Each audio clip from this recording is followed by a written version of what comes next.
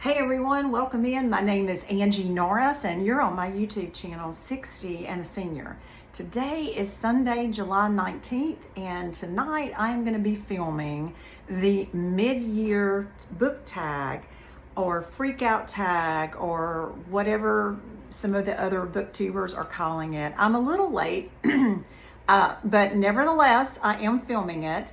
And so what this is it's a series of questions that you answer about what you have read through the middle of the year, which would have been the end of June. So I've watched several of these videos by other booktubers, and they're all a little different. I'm going to answer the questions that closely followed the list by Rhonda Holden, and I'll tag her in the description of this video so you can go back and watch her video. But just to give you a few stats, so to speak, as of the end of June, I have read a total of 30 books. Now, that is not great for me, but in January, I was coming out of a reading slump in November and December of last year. So I only read 4 books in January, and then I read 8 in February. So, I have been averaging about 5 to 6 a month. June was not a good month either. I think that was because we hit summer. But anyway, 30 books. My goal for 2026 was 75. So I'm not quite where I need to be halfway. That is about 40% of my goal. So I have 6 months to read another 45 books. So wish me luck. All right, so we're gonna go back. That's all my stats. I'm not really break down how many mystery thriller type. I don't give stats like that. So if you do, that's great. I keep up with it on the Fable app, but I don't have those numbers in front of me. So let's go back to the book tag questions. And the first one is, what is the best book that I have read so far? Now, this is always a tough one. Before I tell you what the best book was, I'm gonna tell you that so far this year, I have only had 6 books that were 5-star reads. Now, I've only read 30, so that's not bad. So I'm going to show you those first, and then I'm going to tell you which one was my top pick. All right, Fanny Flag, something to look forward to. This was a new release. I think it came out last year, actually. When was it published? I am a huge Fanny Flag fan. Now, Fanny Flag is it came out in 2025. If you don't know who Fanny Flag is, please, please, please, please, please go look her up. Fanny Flag wrote the book Fried Green Tomatoes at the Whistle Stop Cafe, which was turned into a movie. But she is an amazing author. I think she's like in her 80s or maybe early 80s. But I am trying to read her to zero. I love everything that she writes. And she actually had a new book release last year. And so I pre-ordered it. And I read it earlier this year, gave it 5 stars. This one actually is a series of short stories. Most of Fanny Flag's books are written and set in the South, in little small towns in the South. And I'm from the South. She's from Alabama. So I love, love, love, love her. So check her out. The next book that was a 5-star read for me was Pat Conroy's book, South of Broad. Now, this book has been out a long time. But I found this book in a thrift store, I don't know, a year or so ago. Yeah, it's been out since 2009. And the reason that I picked it up is because Pat Conroy was the author of The Prince of Tides, which also was made into a major motion picture. It starred Barbara Streisand and Nick Nolte. This book was also set in the South. It was set in Charleston, and I loved it. And even though it's not a new release or anything like that, but if you've not read it, I encourage you to go read it. Just a wonderful book. And the next 2 are actually 5-star reads for me because I love this author. And I'm reading her to zero. She also is Heather Weber, and I've read 2 of her books so far this year. I think I have 1 more to read her to zero, and then she has a new release coming out this year as well. In the Middle of Hickory Lane and A Certain Kind of Starlight. Heather Weber writes Southern women's fiction. So when I say Southern, I mean they're all of her books that I've read so far are set in Alabama, in a fictional town in Alabama, different towns, of course. They always follow 2 different primary characters, 2 different points of view, and they always have a magical element. When I read her very first book, which was Midnight at the Blackbird Cafe, I fell in love with her writing. I started buying all of her books, and as I said, I'm trying to read her to zero. So she is always a 5-star read for me. And then the last 2 5-star books that I read was Theo of Golden by Alan Levi. I really shouldn't have to say too much about this one. If you've been on BookTube or Book Talk, you know about this book. And The Correspondent by Virginia Evans. Both of these were 5-star reads. So, which one would I say is the best book? And I'm going to say Theo of Golden. If you don't know about this book, go check it out. I mean, literally, go to the library, check it out. Go to Libby, check it out. Buy it on Pango, buy it on Amazon. I actually bought a mass paperback copy of this book and loved it so much that I then went to the author's website and ordered an autographed copy, and I paid up for that. But by far the best book I've read so far as of the end of June. All right, most disappointing book. I'm going to tell you about the books that I DNF'd. Did I bring? I have them. I have one of them in my Pango store. Oh, yes, it's right here. The 7 Husbands of Evelyn Hugo by Taylor Jenkins Reid.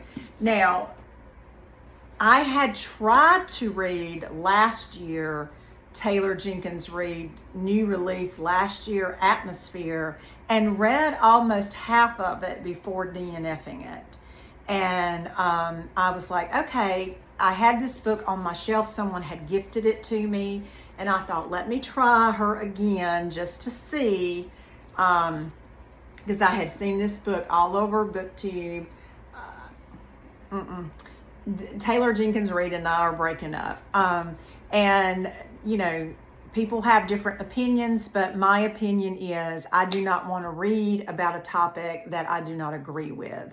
And I will leave it at that. You can take that as you will. But her subject matter in both of those books was about something that I don't care to read about. One of the other books that I DNF'd this year, which I'm assuming that would be a big disappointment, is All the Sinners Bleed by S.A. Cosby. And I believe this was a book of the month. I think that one was, maybe that was the older one, and the other, he had a new release last year. I read less than 25% of that book, and that book was filled with racism. And that is just all I have to say. And I had 2 books on my shelf. By S.A. Cosby. I will never read him. I mean, I don't care how well people rate his books. I just won't read them. And then the third book that I DNF'd was a book that I was reading for a book club. And usually I do not DNF a book that I'm reading for a book club. But I have a new philosophy this year. If I don't like it in the first 40 pages, I'm just not wasting my time. And believe it or not, this is another book that was all over BookTube and YouTube, you know, Book Talk, was all the rave. And that was the book entitled The Let Them Theory by Mel Robbins. I'll insert the book cover here because I don't have the physical book. It was just too trite. I mean, it was too... you know, there was just too much hype about it. And I just found the book, like, you know, I read like, I don't know, I read like 30% of the book. but the thoughts and what the author was trying to relay about the let them theory and just walking away, it was pretty much stated in the first couple of chapters, and then after that it was just a repeat of the same thing, and I just did not find it interesting, so I DNF'd it. But I will have to say, the book that I did finish that was the most disappointing, and I do not have the book any longer because it was a book that I was reading for an annotated book club. So I have sent the book on. I have finished it and sent the book on, but I'll insert the cover here. And that is The River is Waiting by Wally Lamb. So this book was chosen by someone else. I'm in an annotated book club, and I think I was the second person to read it. And no, you know, if you liked it, that's fine. But that book was just too depressing to me. It was dark. It was an Oprah's book club choice, I think. That should have told me something. But I did not DNF it. I finished it, but I gave it 2 stars. It was very, very disappointing to me. You know, the husband was an alcoholic and a drug addict. And in the first chapter, he runs over one of his twin babies and kills them. And he ends up going to prison. And the whole book was about the whole time he was in prison. It was dark. It was dark and depressing. And, you know, I know that some people have read it and said, oh, there's the undertones of hope while he was in prison. No, there wasn't.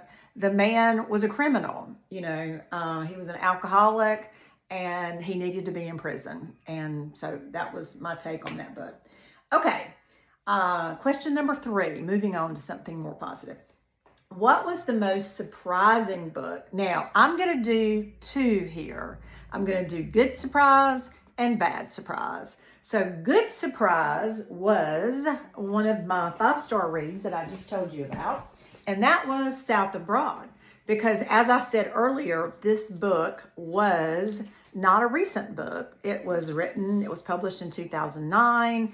I had watched the movie Prince of Tides, but I had not read the book. But I loved the movie, so I thought, oh, well, let me just see. This was set in Charleston, South Carolina. I thought, well, it's set in the South. I should love it. But I really did love this book.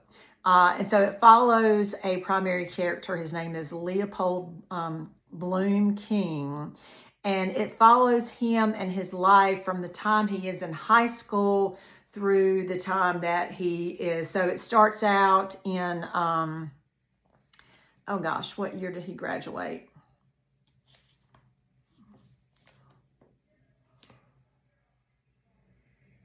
I can't remember, but it takes you through the 80s. So well into his 30s and 40s, and it follows a group of him and his friends and the struggles that they go through throughout their life, and their friendship and how they stay friends over those years.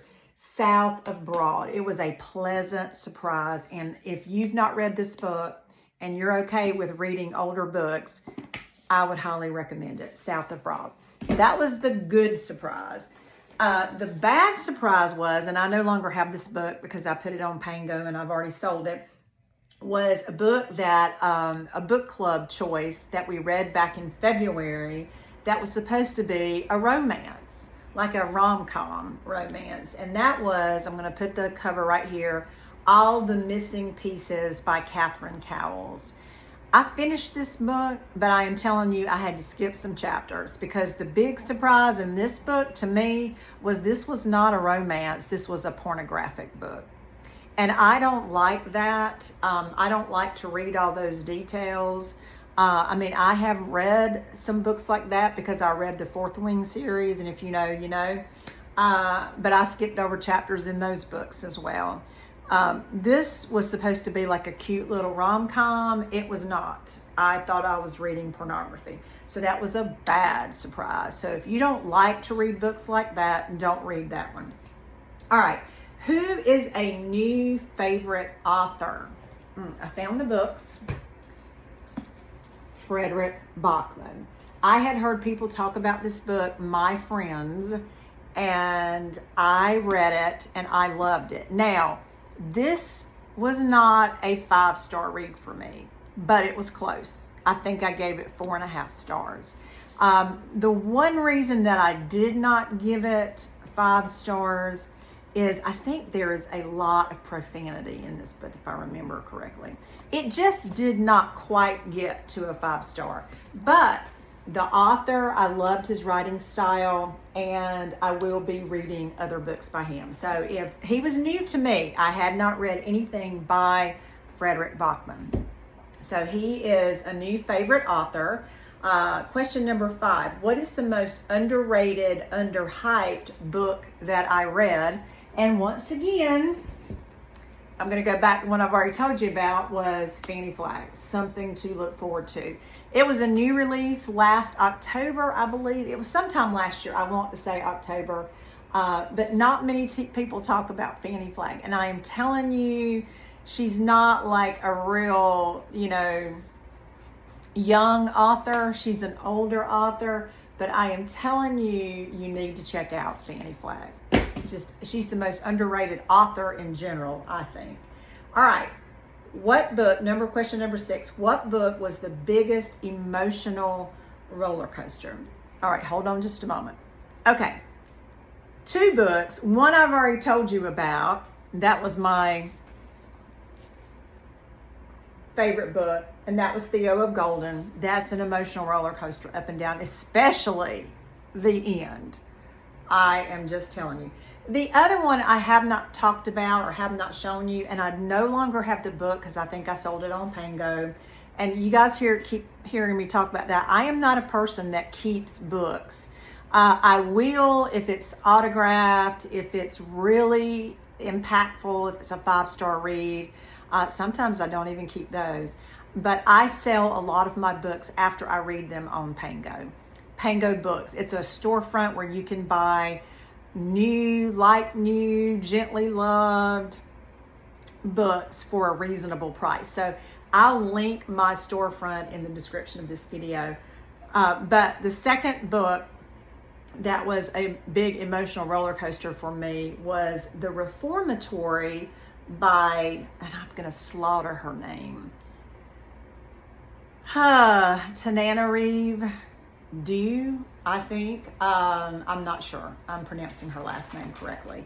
This was a book that was set, I want to say it was in 1950s, and it was set in Florida, and it was about a young black boy who was sent to a reformatory school. And there was just a lot of things going on in that book, up and down, up and down, up and down. It was a good book. I believe I gave it 4 stars. Would highly recommend it, but it was very emotional roller coaster. Okay, book question number 7. What book kept me up past my bedtime? We've already talked about this one as well, but that was The Correspondent. Now, I actually listened to The Correspondent. If you do not know anything about The Correspondent, this book is actually written in epistolary format, which that means, if you're not familiar with what that means, is it's a series of letters. And the reason that I like this book, well, there was lots of reasons, but I listened to the audiobook of this, and I just could not stop listening to it. And I stayed up really late one night listening to it. Every character in the book is a different narrator. So there are a lot of narrators in this book. I highly recommend that you listen to the audiobook of that. But that one kept me up past my bedtime. Who is a favorite character? And that was Sybil Van Antwerp. So if you're not familiar with The Correspondent follows an elderly lady. She's I think she's in her 70s. Sybil Van, I'm 60s, in my 60s, so I shouldn't be saying elderly. Sybil Van Antwerp. And Sybil lives outside of Maryland, Baltimore, Maryland, in a suburb. And she used to, I think she used to be a judge. I've read it a while back, so I'm trying to remember. But she likes to write letters. And so that's why the book is written in letters. So she'll write a letter to someone, and then that person will write her back.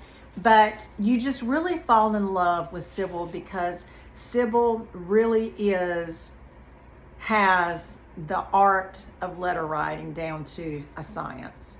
And this book follows her life and her relationships and all through letters.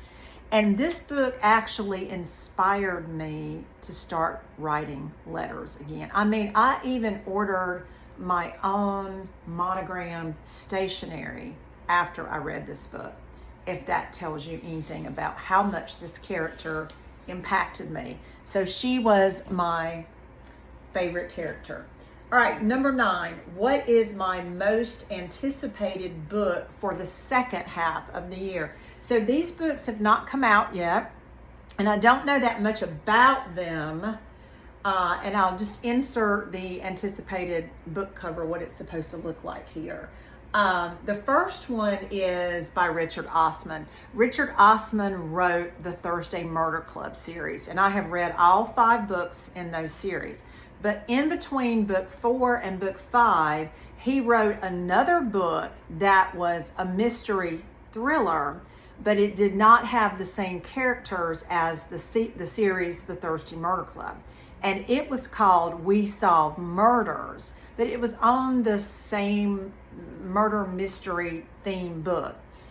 The sequel to that book is coming out in September, and the name of that book is We Chase Shadows by Richard Osman. I have read everything he's ever written, so that one's on pre-order.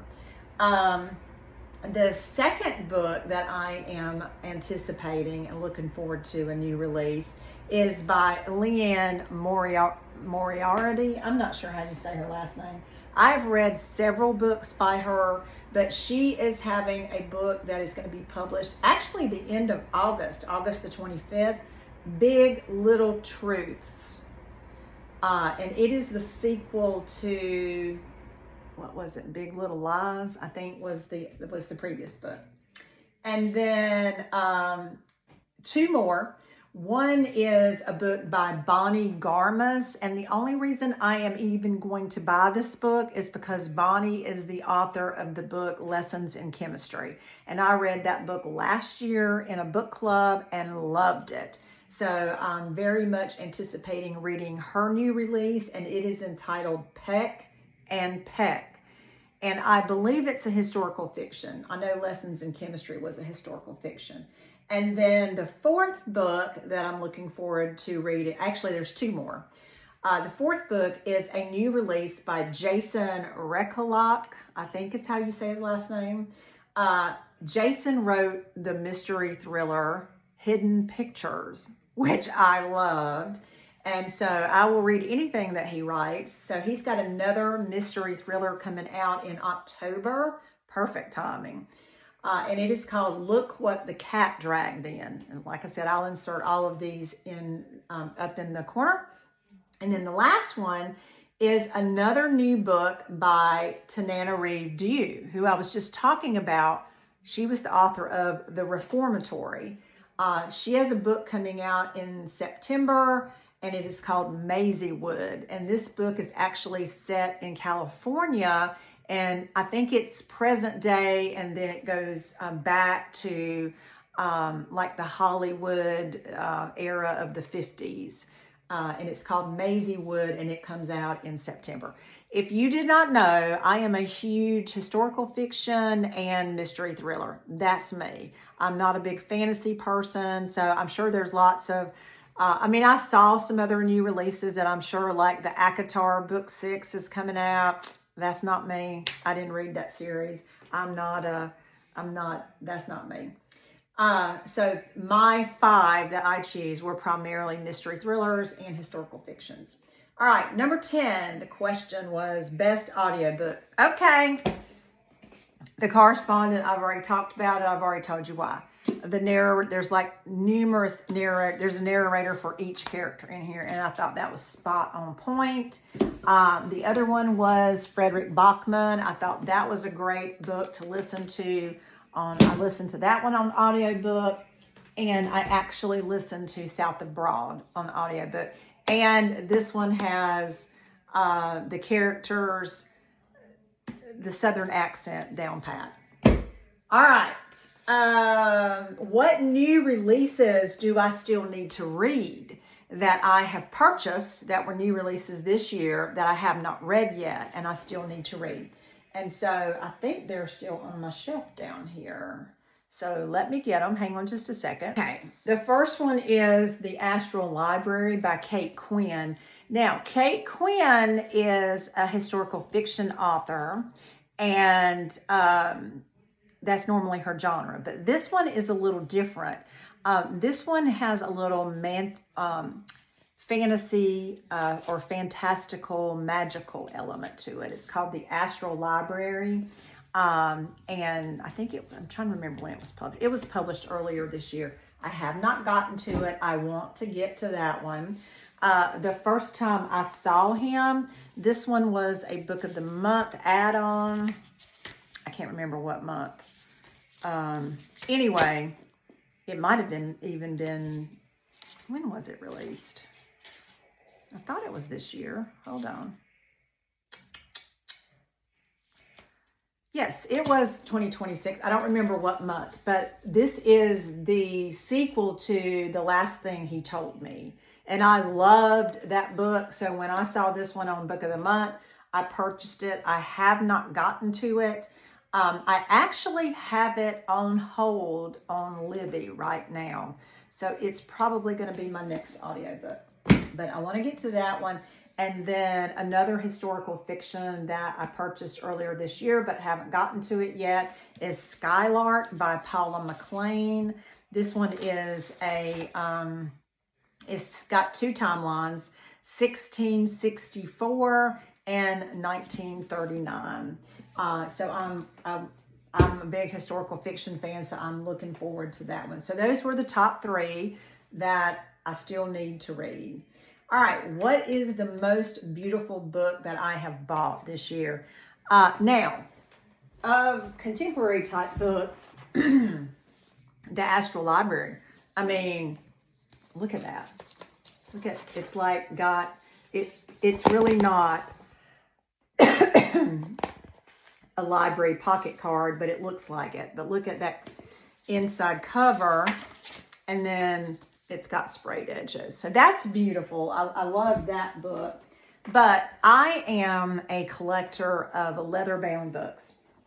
And so I've bought a few leather-bound books to add to my collection this year. And I just grabbed a couple. I primarily buy Easton Press, and I believe that's what this one is. And I try to buy the classics. This is The Mill on the Floss by George Eliot. And they're just beautiful books. They're leather bound, and then they always have the sprayed edges, either gold or silver. They have this textured end pages. I mean, they're just beautiful books. And they usually have some portraits or some type of, they don't all have pictures, but some of them do. So that's one that I bought. Another one that I bought that is the Franklin Library was, which one is this one? The Deerslayer by James Fenimore Cooper. And same thing, just the embossed pages. And then I did find this at Costco, and I'm got to try to get something to get this off. But a classic, To Kill a Mockingbird. I saw this one at Costco with sprayed edges, and I picked that one up as well. So those are the most beautiful books that I have bought so far this year. And then question number 13, what books do I want to read by the end of the year? Okay, I had a list that I made at the beginning of the year, which was my 26 in 2026. So I wanted to read you what I haven't read off that. So out of 26 books, I have 1, 2, 3, 4, 5, 6, 7, 8. I only have 8 more. So I've read 18 of the, well, let me lie. I DNF'd one of these. And that was one by S.A. Cosby, because once I read DNF the other one. I DNF'd his other book as well, which was on my 26 and 2026 list. The Lights of Sugarberry Cove, which is another Heather Weber book, and it is right here. And she's my author that I'm trying to read to zero. The Astral Library, I just showed you that. Another book by Kate Quinn is a historical fiction, The Rose Code. I have a couple of non-fiction books on here. One is The Man No One Believed. I think I have that right here. That was actually a book of the month about the untold story of the Georgia church murders. I just put a couple of nonfiction on here. I had a couple of nonfiction, a couple of classics. The other nonfiction I had was a Suzanne Summers book entitled Knockout. I've got a rom-com on here, How to Walk Away by Catherine Center. And on Kindle, I have a historical fiction, The President's Wife by Anna Stewart. And the other one that was on my 26 and 26 list was Ugly Love by Colleen Hoover. And I only put this on my list because I have two more books on my TBR list by Colleen Hoover that I have had on my TBR list for 2 years, and I just wanted to get them off. So I put one of them on that list. So that is those that I would like to finish. The new releases that I've already told you about. Well, excuse me, the new releases that I haven't read yet. I want to read those. And another goal of mine is to read more Kindle books. So I have Kindle Unlimited and I have Amazon Prime. So I always get these first read books. I download them to my Kindle, or something will come up that's on Kindle Unlimited. I'll download it. And I'm not a big Kindle girl. So I have quite a few books on my Kindle that I need to get to. And then the last book that I really, really, really want to read, just because it intrigues me so much, is this book by, what is his name? Doug Marlette. It's called Magic Time. And this book has been out. Hold on. I found it in a thrift store. It's been out 20 years. It's been out since 2006. But it just intrigued me because I love to read Southern fiction, and this is another book that is set in the South. So this book is about a New York City newspaper columnist named Carter Ransom, and he returns home to Mississippi after an emotional breakdown to face a formidable father who he has disappointed in a traumatic past he has long repressed. So anyway, I just love books that are set in the South. And when I went back and researched it, it got really good reviews. So I'm trying to read through some of my thrift store finds as well.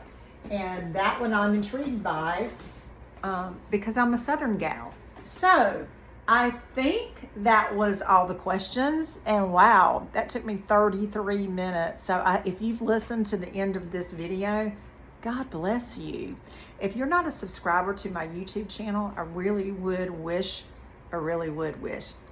do wish that you would hit the subscribe button and ring the bell so you'll be uploaded when I have a new video. Thank you for watching and have a great day.